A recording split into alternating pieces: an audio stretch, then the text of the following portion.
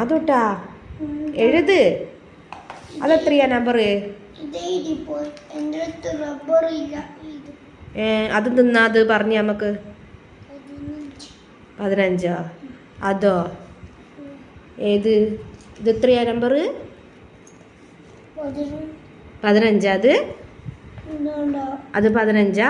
അത് 15. അപ്പൊ അതെത്ര എഴുതണ്ടേ?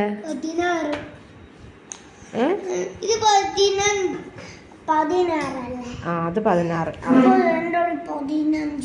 അപ്പൊ 15 മാറ്റണ്ടേ?